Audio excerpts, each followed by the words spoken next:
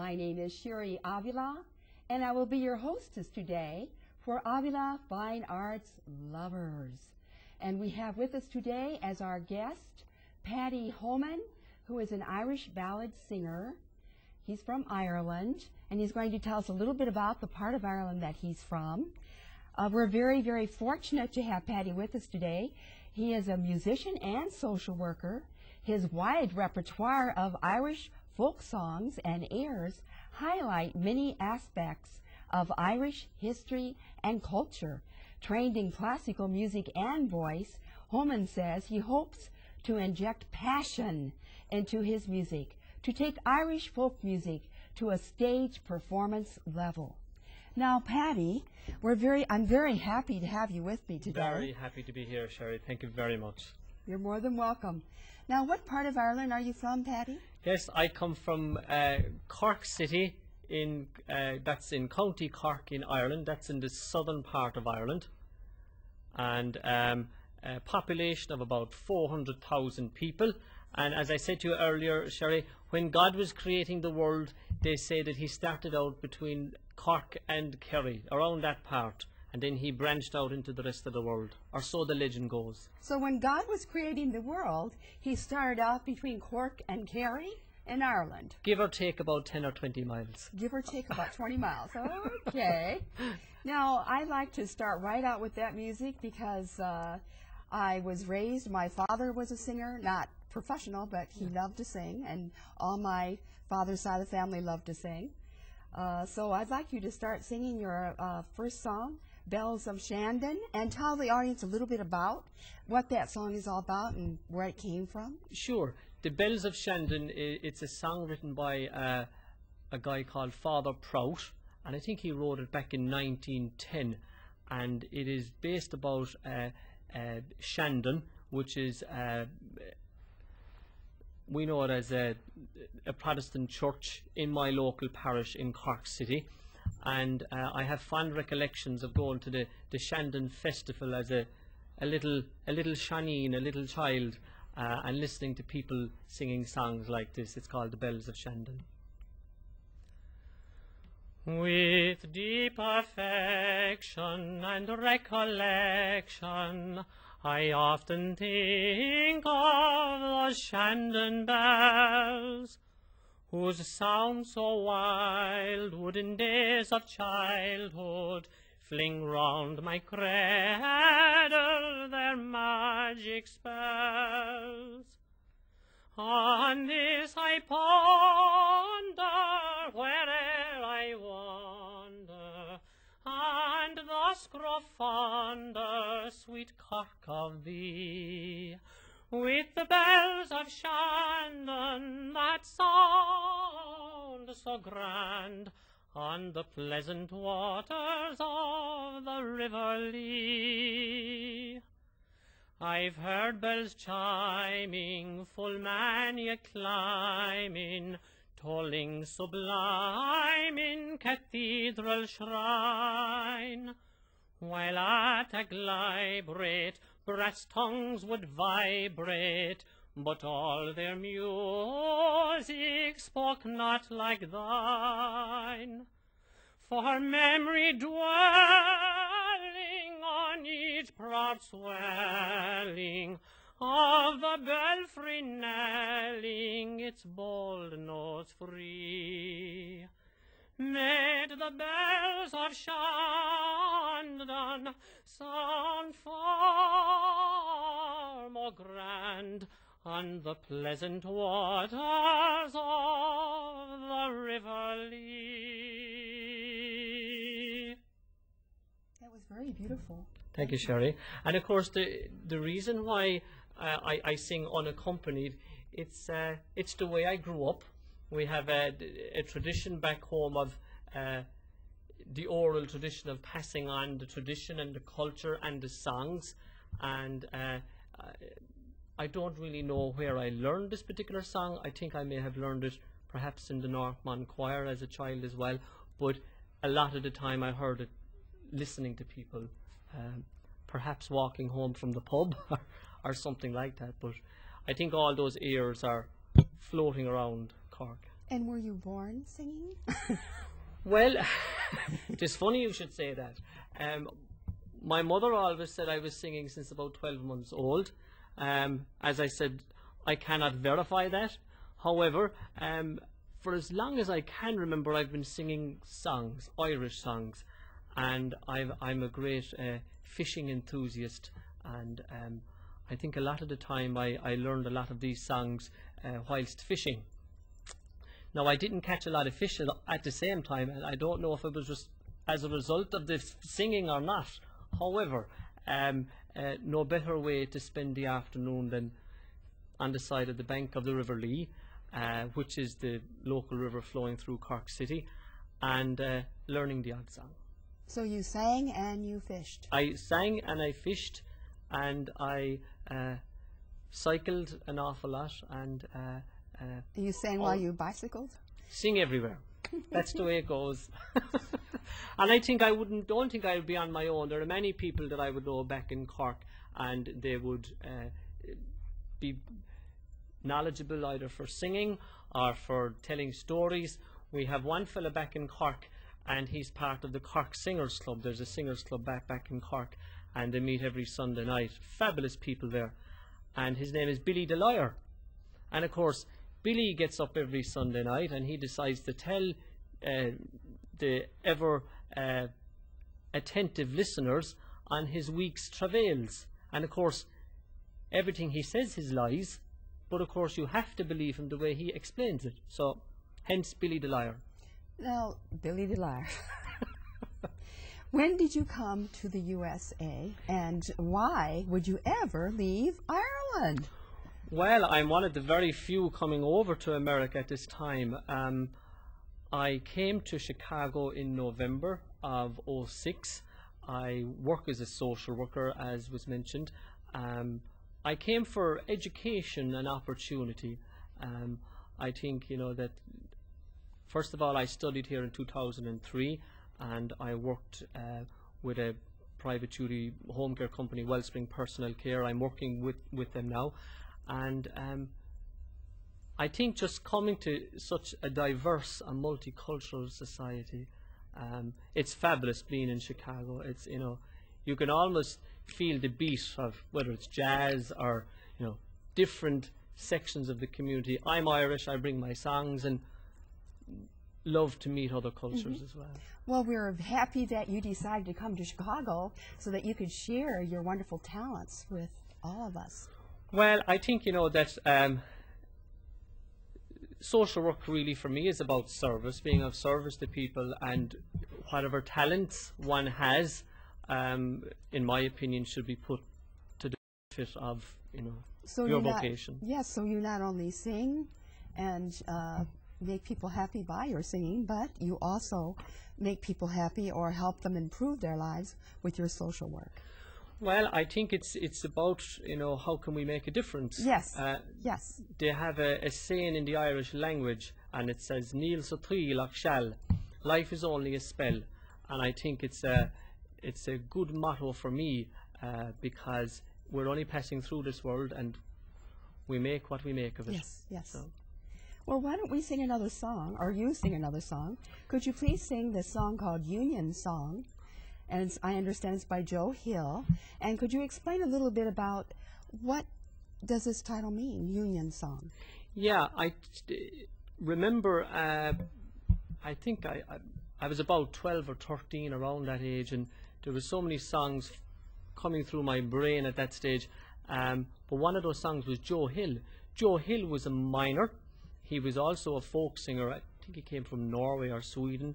But he was assassinated in America here in around 1910 or sometime around that. But it's amazing for me that here am I as a child in Cork City, in Fairhill in Cork City, and this song coming into my own repertoire. It goes something like this. I dreamed I saw Joe Hill last night, alive as you and me. Says I, but Joe, you're 10 years dead. I never died, said he, I never died, said he. In Salt Lake City, Joe, says I, him standing by my side, they framed you on a murder charge, says Joe, I never died, said Joe, I never died. The copper bosses, they shot you, Joe, they filled you full of lead. It takes more than guns to kill a man, says Joe, and I ain't dead, says Joe, and I ain't dead. And standing there as big as life, and smiling with his eyes, says Joe, what they forgot to kill went on to organize, went on to organize.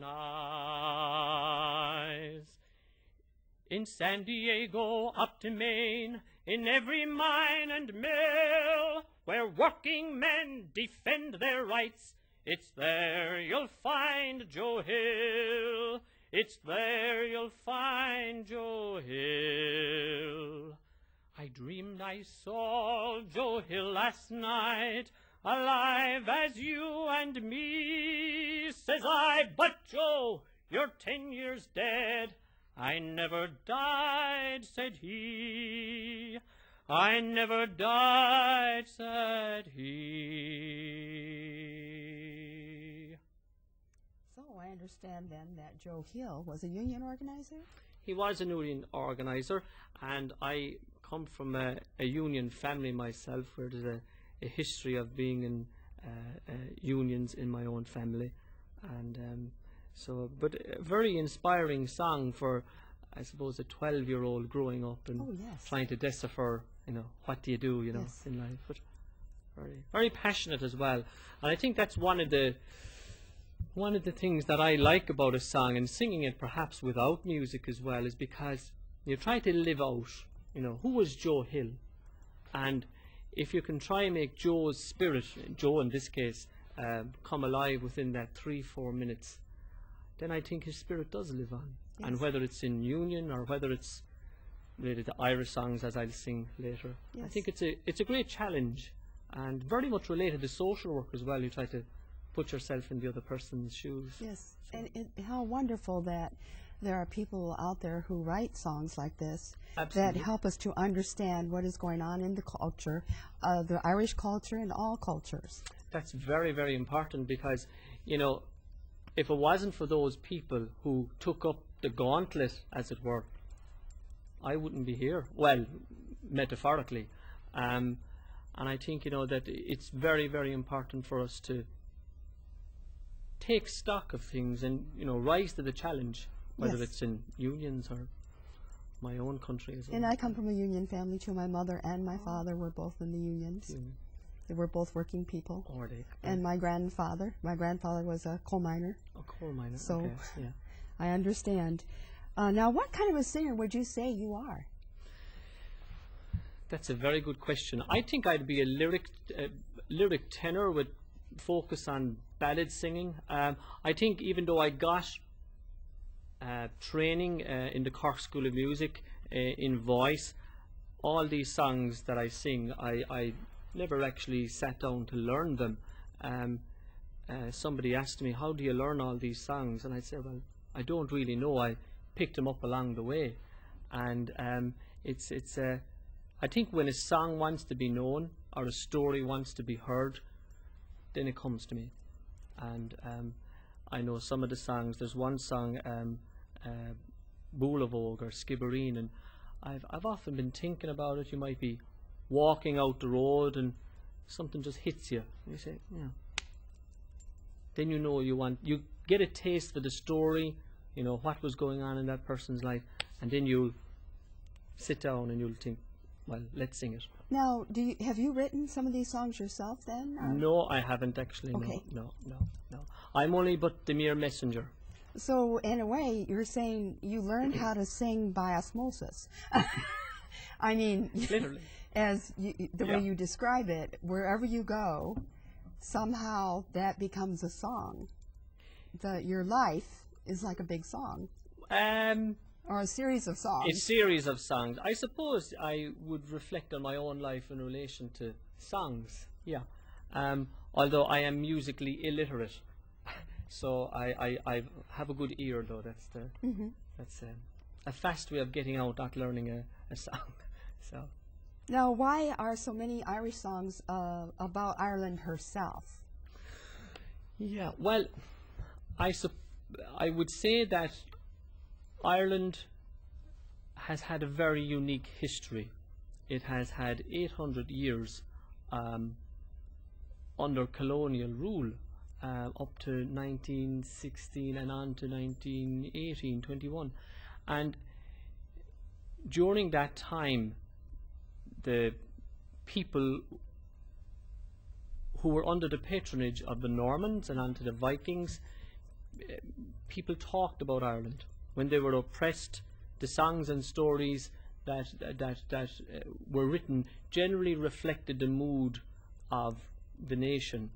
And of course, during penal times, when people weren't allowed to speak about Ireland, they decided to write songs about Ireland, but under an allegory. They'd call it an ashling. And one of those songs is Rushing Dove, a very one of the most beautiful songs that I know, because it's part of my culture, my identity. And of course there are many, many more. So to answer your question, it was a way of survival. Mm-hmm. A way of survival, yes. And it was part of understanding and struggling with the understanding of what was going on in the country. Yeah, and I suppose as well, bearing in mind the oral tradition of how the culture and tradition was passed yes. on, it was very, very important that people wrote about their stories, wrote about what was yes. going on. Yes. Because when they either were killed or died as a result of poverty or emigration, their story was still told. And I think there are many stories from America back to Ireland that signifies the unique bond and the impact of the Irish in America, and America back to Ireland. I think this singing of ballads, songs that relate to our country or our lives, that it goes back centuries. Absolutely. Yeah. It goes back centuries, yeah. And I think it's a way of helping people to remember history in a kind of a fun way, really. Absolutely, absolutely. An easier way. And I suppose as well there is an important part here for people who can carry on that tradition, who are the hopes, who's like the Bob Dylans of today. Back home we had Shandon singers. Shandon singers were people who sang songs in our local area, and carried on the traditions and generally reflected the moods of the people. But I think for myself, a challenge as a social worker and a musician, to sort of develop my own niche and play your own part, and that you yes. can only do your best. To kind of find yourself, yeah. your own style. Yeah. Yeah. When we were in Ireland 3 years ago, and actually we were in Cork, we traveled all around Ireland for 3 weeks. So it was an extensive tour with CIE, which is a very thorough tour. They're very good. Because that's the Government of Ireland's tour. You managed to negotiate the roads? Well, we were on a bus. All right. So we weren't in the car, we were on the bus. Well, of course, there are many tales. Did you pass through Cork? Yes, we did. Yeah, there are many tales about Cork, and there's this one yarn, and it's called Johnny Jump Up. And what's Johnny Jump Up? Johnny Jump Up actually is another name for cider, and this tells the tale of one man's encounter with the Johnny Jump Up. And of course, when I became aware of this song, some person came up and he told me the history to it, as one would do in Cork. And the legend goes that in Cork City, where Irish distillers are local brewery, they used to pour cider into wooden barrels, and of course when the cider was empty, consumption was quite high at that time, they would put whiskey into it. And of course, when one mixed with the other, it increased the concentration. They mix cider with whiskey? Well, the whiskey would have been already enmeshed in with the wooden barrels, but when they got rid of it, then there was a higher concentration from the whiskey with the cider. I don't know if I've explained that right, but this tells the tale of one man's encounter with the Johnny Jump Up. Okay. I'm going to use the bodhrán, and I'm beginning to learn this. This is a percussion instrument, and it was introduced into Irish music in the 1960s by a man called Sean O'Riordan, who perhaps is Ireland's national composer. I suppose he's the Gershwin of Irish music. And anyway, get back to the bodhrán. This here is wooden. This is a goat skin, and it creates a little. The Lord have mercy on the poor goat, and it goes something like this. I'll tell you a story that happened to me one day as I went down to Youghal by the sea. The sun it was warm and the wind it was high. Says I quite mind couldn't do any harm. I went in and I called for a bottle of stout. Says the barman, I'm sorry, all the beer is sold out. Try whiskey or paddy, 10 years in the wood. Says I'll try cider, I've heard that it's good. Oh never, oh never, oh never again. If I live to 100 or 110. For I fell to the ground and I couldn't get up after drinking a quart of the Johnny Jump Up. After drinking the third, I went straight to the yard, where I bumped into Brophy, the big civic guard. Come here to me, boy, don't you know I'm the law? I up with me fist and I shattered his jaw. He fell to the ground with his knees doubled up.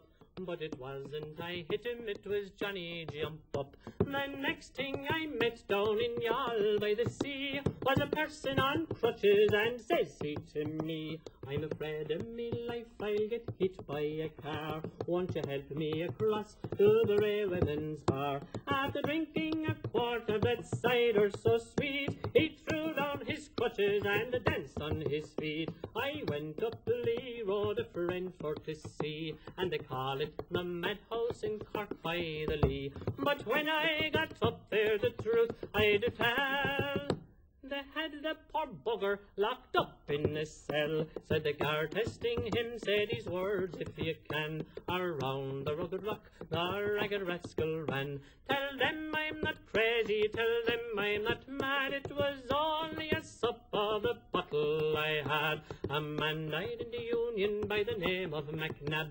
They washed him and laid him outside on a slab. And after O'Connor his measurements to take, his wife took him home to a bloody fine wake about 12 o'clock, and the beer it was high when the corpse he jumps up and says he with a sigh, I can't get to heaven, they won't let me up till I bring them a quart of the Johnny Jump Up. Oh never, oh never, oh never again, if I live to 100 or 110. For I fell to the ground and I couldn't get up after drinking a quart of the Johnny Jump Up. So the Johnny Jump Up was something to drink. It's liquor. Yeah. Liquor. Johnny Jump Up was the cider. The cider. The cider mixed in with the whiskey. The whiskey. Whiskey and the cider. The remnants of the whiskey that mixed in with the cider, that's correct. Yeah. Powerful, though. Very powerful. Well, powerful for Johnny, anyway. Now, could you, I think the bodhrán, is that how you pronounce it? Is a very bodhrán, yeah. Bodhrán is a very interesting instrument. You said that this part is made of goat skin. That's goat correct, skin. yeah. And when you play it, your hand it has a different move. Normally, when somebody is playing a percussion instrument, they just tap on it. I mean, they take the stick and just go with it like this in an up and down movement. But in this movement is a little different. It's a sort of a flick of the wrist. A flick of the wrist. Yeah. So it's a little different. Yeah. Now, could you describe a little bit about your musical training?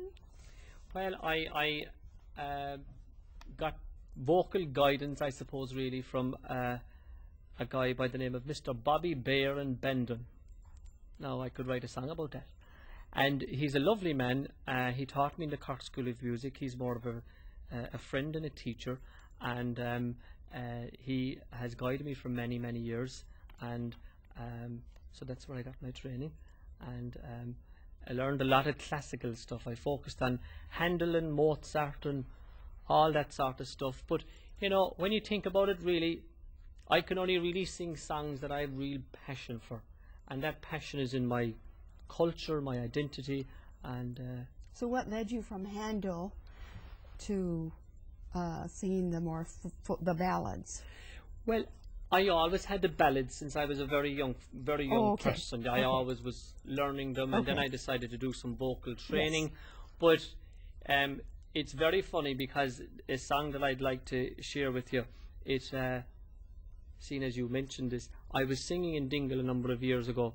I was giving a concert in Handel and Mozart in Dingle Parish Church, and I decided to sing this song, but I became more popular out in a pub in Ballyferriter the following day singing an Irish song. So I said, well, maybe Irish music could be for me. And it's called Bool of Og. Okay. It's my grandfather's song, and my grandfather worked in corporation, like worked for Cook County, similar. And my mother always told me that whenever he got to the last verse, he'd always throw the cap up into the air and people were singing. So when he got to the last verse, he'd throw his cap up in the air. Yeah, yeah. Okay, let's start singing that. At Bool of Og, as the sun was setting o'er high meadow near Shelmalier, a rebel hand set the heather blazing and brought the neighbours from far and near. Then Father Murphy from old Kilcormack spurred up the rocks with a warning cry. Arm, arm, he cried, for I've come to lead you. For Ireland's freedom we'll fight or die. He led us against the coming soldiers. The ugly yeomen were put to fight. 'Twas at the Harrow the boys of Wexford showed Bucky's regiment how men could fight. Look out for hireling King George of England. Search every land where breeds a slave. For Father Murphy from the County Wexford sweeps o'er the land with a mighty wave. At Vinegar Hill, o'er the pleasant Slaney,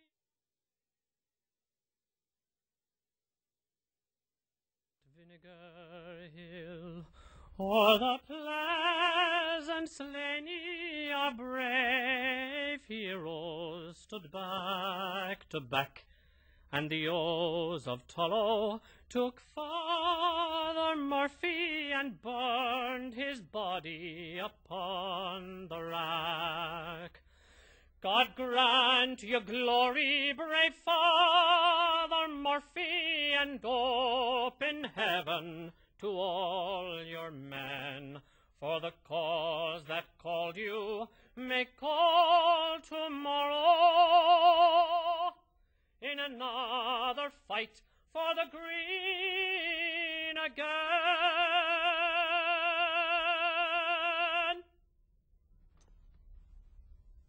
Hello, my name is Sherry Avila, and I will be your hostess today for Avila Fine Arts Lovers. And we have with us today as our guest Paddy Homan, and we've been very fortunate to hear him play the lead-in song for us. Paddy Homan is a musician and social worker. His wide repertoire of Irish songs, folk songs, and airs highlight many aspects of Irish history and culture. Trained in classical music and voice, Holman says he hopes to inject passion into his music to take Irish folk music to a stage performance level.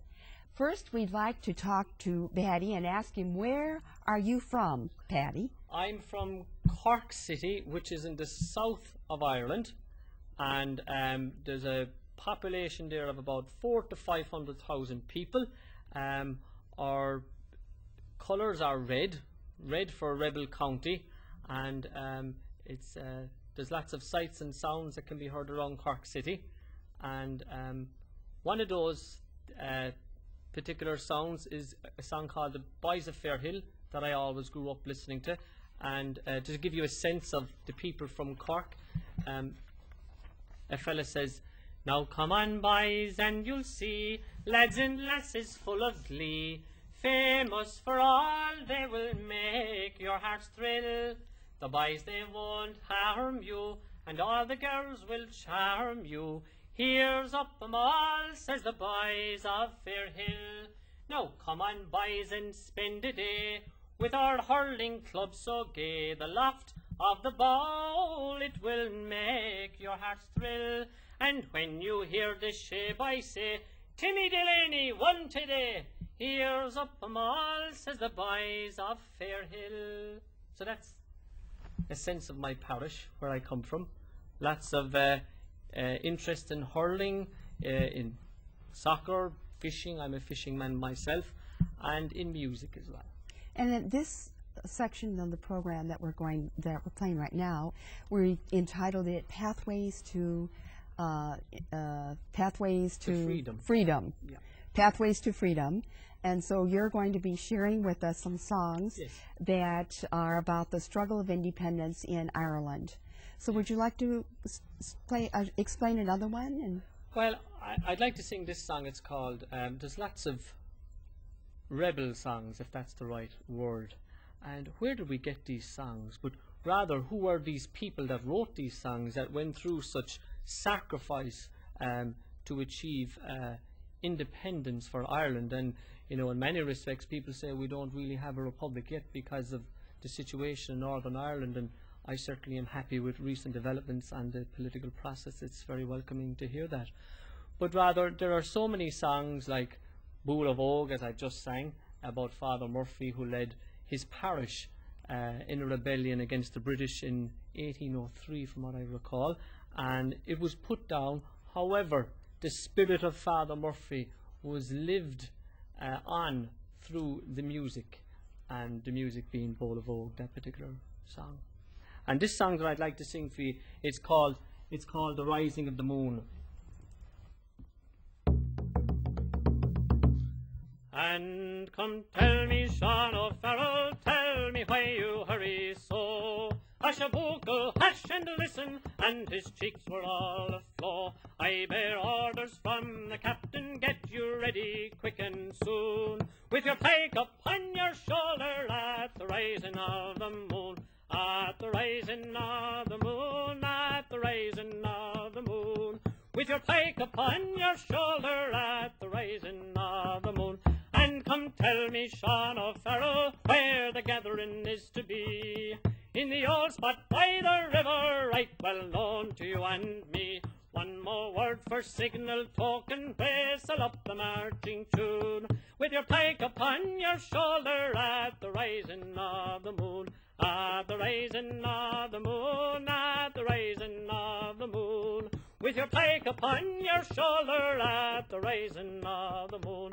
Out from many a mud wall cabin eyes were marching through the night. Many a manly heart was beating for the blessed warning light. Many a man was thought of valleys like the Banshee's lonely crew, and 1,000 flares were flashing at the rising of the moon. At the rising of the moon, at the rising of the moon, and 1,000 flares were flashing at the rising of the moon.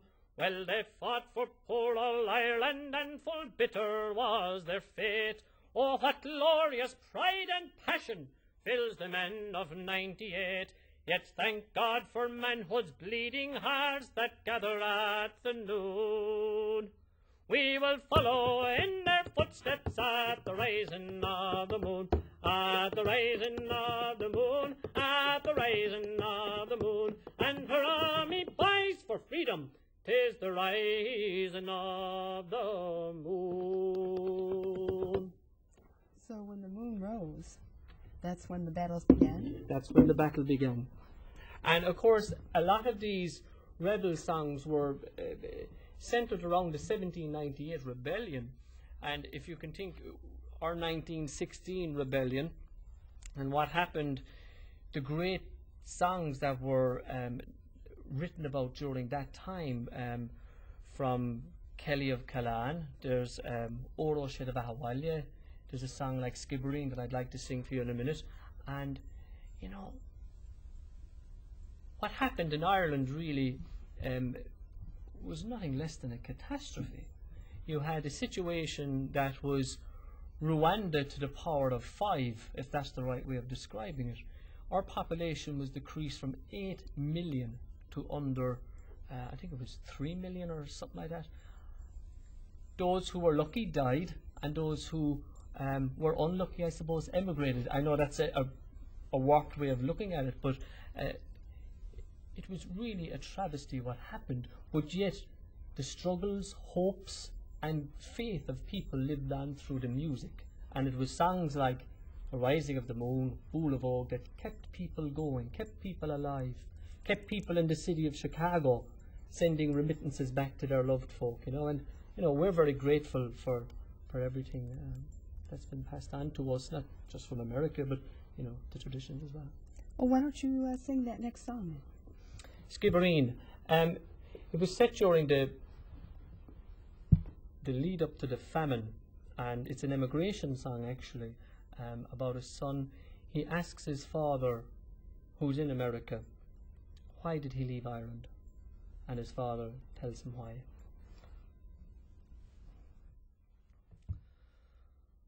Oh, father dear, and I often hear you speak of Erin's Isle, her valleys green, her lofty scenes, her mountains rude and wild. They say it is a lovely land, whereon a prince might dwell. Oh, why did you abandon it? Oh, the reason to me tell. Oh, son, I loved my native land with energy and pride, till a blight came over all my land, and my sheep and cattle died. The rent and the taxes were to pay, I could not them redeem, and that's the cruel reason why I left old Skibbereen. Oh, well do I remember that bleak December day, when the landlord and the sheriff came to drive us all away. They set my roof on fire with their cursed English spleen, and that's another reason why I left old Skibbereen. Your mother too, God rest her soul, lay on the snowy ground. She fainted in her anguish, seeing the desolation round. She never rose, but passed away from life to mortal dream, and found the quiet place, me boy, in dear old Skibbereen. And you were only 2 years old, and feeble was your frame. I could not leave you with my friends, for you bore your father's name. I wrapped you in my coat more at the dead of the night unseen. I heaved a sigh and bade goodbye to dear old Skibbereen. Oh, father dear, that day will come when vengeance loud will call, when Irish men with feeling stern will rally one and all. I'll be the man to lead the van beneath the flag of green, when loud and high we'll say goodbye and revenge for Skibbereen. Well, I think you definitely injected the passion into that song. It is a lovely song. It is a lovely song. And it makes me think of all the challenges that are faced by people who have to leave their countries. Absolutely. And especially in this case, Ireland. Yeah. I almost feel like I have the ghosts of the Irish people who have immigrated here standing right here in well, this. you probably have, you know, if that's certainly the challenge that lies for not just the singer but for the listener as well. You know that this happened, and Yes. and it certainly for me isn't. I don't want to go beating the nationalistic drum, but rather to celebrate and to acknowledge the pain and the hurt that Yes. everybody has gone through, but to celebrate our identity. Yes. I'm actually very lucky because I come over, I'm probably like the new type of Irish person that comes over from Ireland. I don't really have the American wake like they used to have, because I can go back and forth whenever I want to. You're a But dual citizen? no, I'm not. I have a working visa to come here. So I think I'm one of the lucky ones. But I can just imagine all those people who came out here and never go back. Yes. And In the 1850s, my ancestors on my mother's side came in.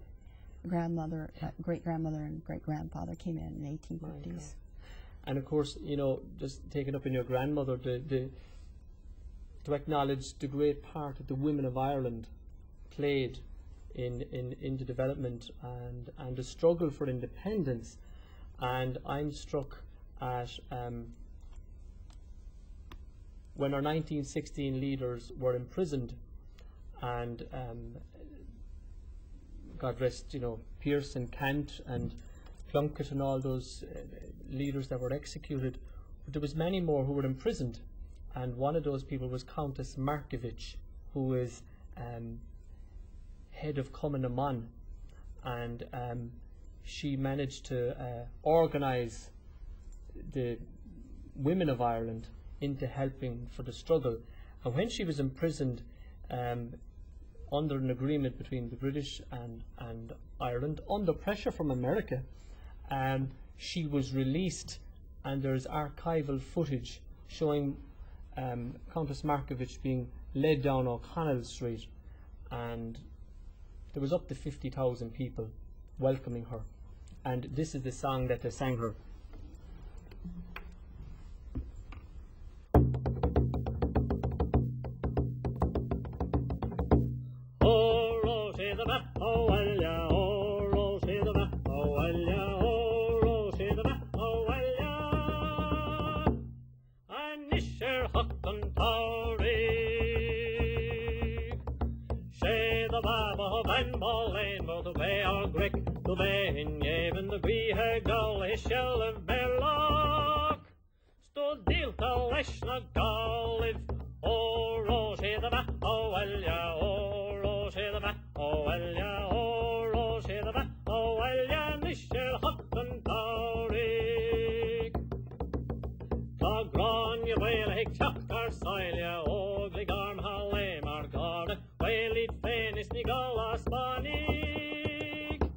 Is quick she'd ruiger golif, oh, Rosie the Bat, oh, well, yeah, oh.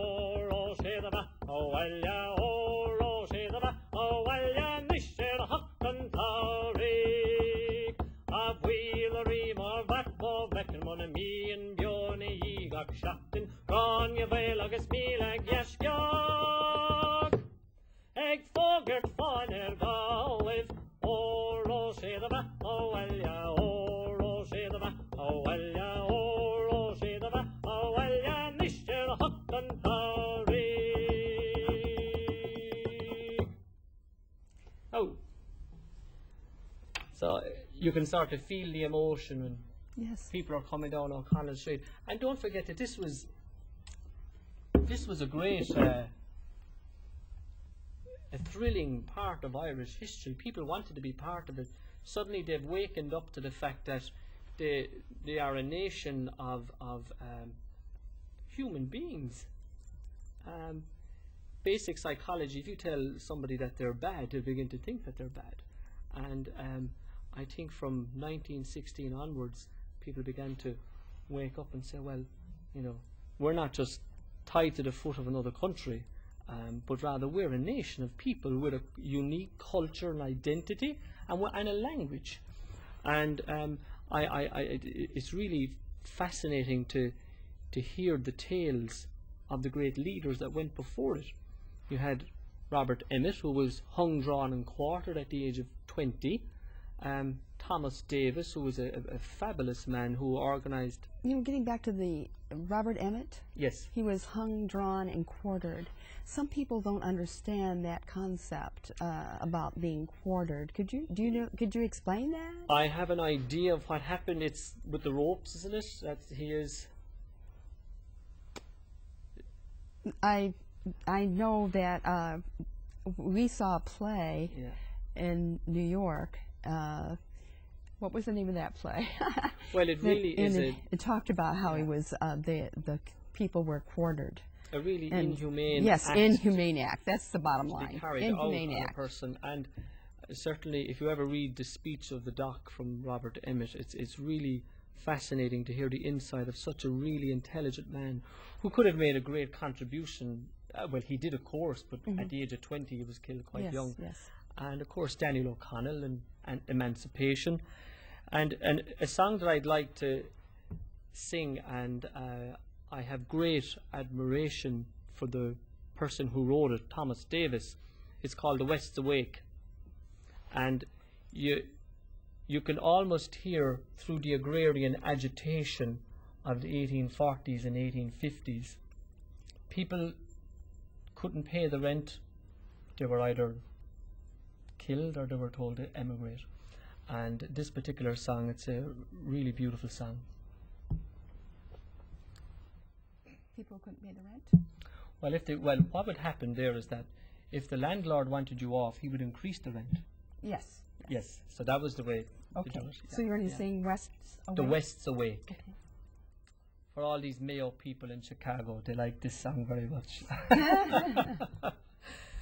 When all beside a vigil keep, the West's asleep, the West's asleep.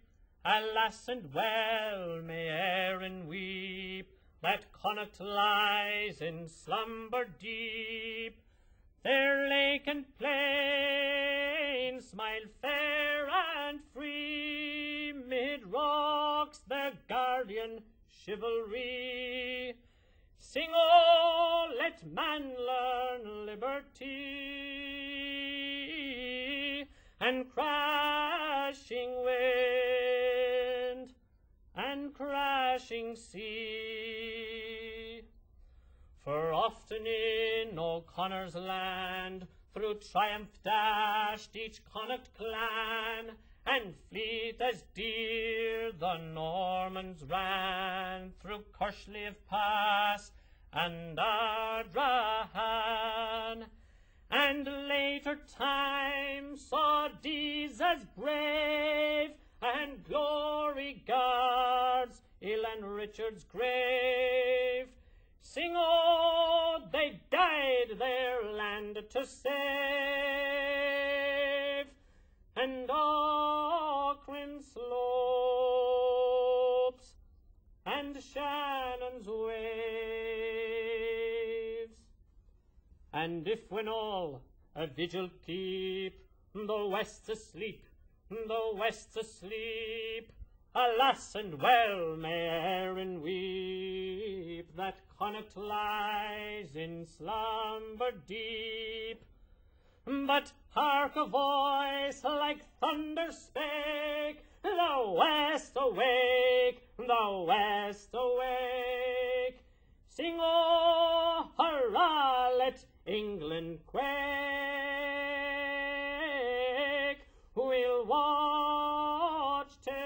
death for Erin's sake.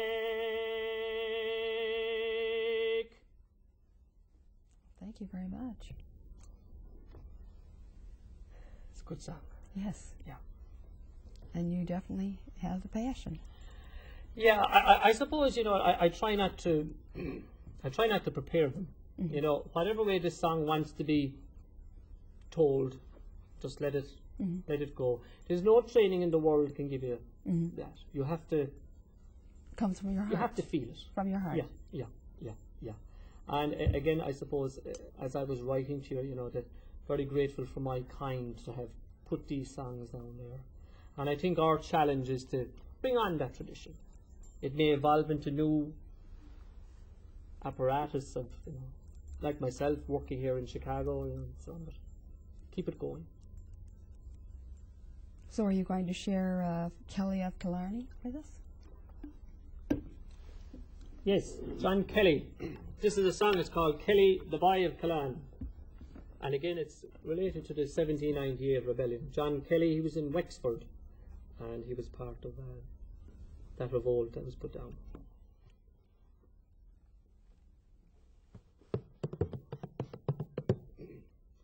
What's the news, oh me bold Shelmalier, with your long barrel gun o' the sea? Say, what wind from the north blows his messenger here, with a hymn of the dawn for the free?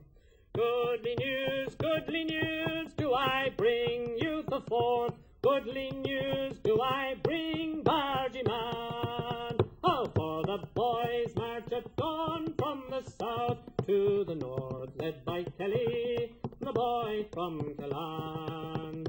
Tell me, who is that giant with the gold curling hair, he who rides at the head of your band? 7 feet is his height, with some inches to spare, and he looks like a king in command. Army boys, that's the pride of the bold Shelmalier, once the greatest of heroes a man. So swing your beavers aloft and give 3 ringing cheers for John Kelly, the boy from Killarney. But the gold sun of freedom grew darkened at Ross, and it shook by the Slaney's red waves. And poor Wexford, stripped naked, hung high on a cross, her heart pierced by traitors and knaves. Glory, oh, to the brave sons who died for the cause of long downtrodden man. Glory, oh, to Mount Leinster's own darling and pride, dauntless Kelly, the boy from Killarney. So, John Kelly? John Kelly. The boy from Killarney. Killarney, it's K-I-L, yeah. It's around the Wexford area. Wexford. That'll be in the east. So they're the type of songs, you know, that we did. But, you know, of all the songs that really represent Ireland, of all the songs that really send forth the message of Ireland, that represent Ireland, it's this song. It's called Rushing Dove, My Dark Rosaleen. And Rosaleen represents Ireland. So I'm going to maybe finish on this one. Okay. It's in the Irish language.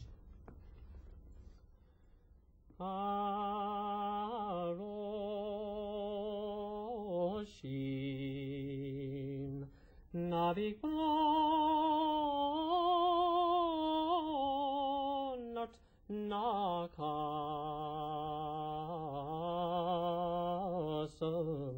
nakasumlish tad fadun non noif is on babagut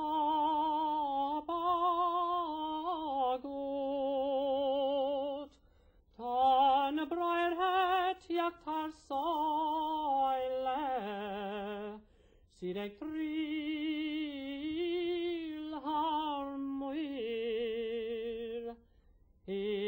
sneak hell for the unspoiled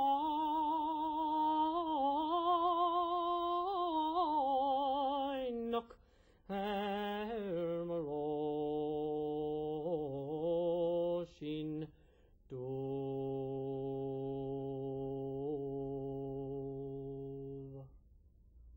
Well, thank you very, very much. I've really enjoyed having you Thank you, here Sherry. on our show, and I know that the public out there will be very happy if they joined us during this half hour and maybe the other half hour that he came on our show. We're very, very fortunate to have you Thank you, here. Sherry, very, very much. Thank and Frank you. as well. Thank you, and how lucky we are that you came all the way from Ireland. And are you that you are able to that you're sharing all your wonderful talents Just with the all of us? Corkman out here, part of a multicultural society. You know? That's it.